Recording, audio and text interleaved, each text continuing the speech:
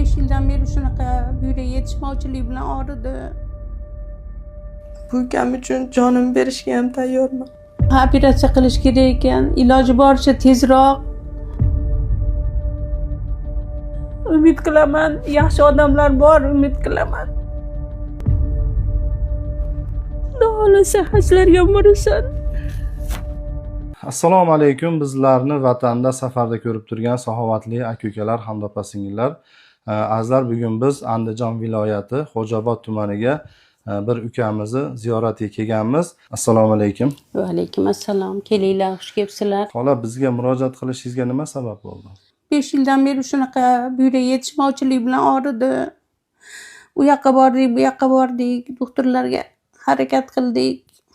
Oxiri sizlarga majbur bo'ldim aytishga. Operatsiya qilish kerak ekan, iloji boricha tezroq. Ikkala buyragida muammosi juda katta. Davleniyasi tushmasdan 2-3 martalab skoriy keldi.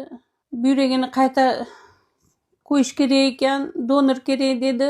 Kim donor bo'lmoqchi bo'lyapti bu ukamizga? Bir tug'ishgan opasi egizdek katta bo'lgan, mana shu muhabbatdoyim beraman dedi.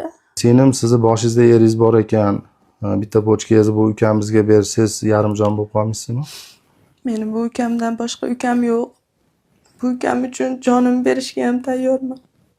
Xola, bu ukamizni operatsiyasiga hozir qancha pulga ehtiyojimiz bor? Hindistonga olib boramiz. 20 mingdan 30 ming dollargacha pul ketadi deb aytishdi. Shunga ehtiyojimiz bor. Donorni topdik, pul topolmadik. Avvalo umid qilaman. Yaxshi insonlar borligini umidim shulardan. Avvalo Xudo, keyin shu odamlardan umid qilaman. Shu go'dakkina bolam men uchun doim go'dak. 2 yoshligida otasi qolgan, 2 opasi bor. Hozir mana endi katta bo'lib meni boqadigan mahallada shunaqa og'rib qoldi.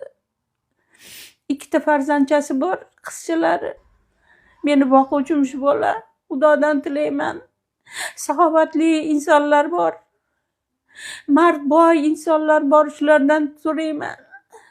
Meni bolamga yordam berishsin.